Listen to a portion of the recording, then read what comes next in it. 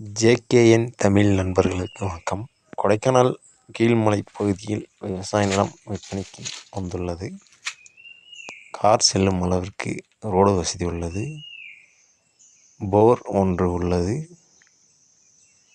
EB disconnect செய்யப்பட்டு உள்ளது. மொத்தம் 2 ஏக்கர் 84 சென்ட் உள்ளது.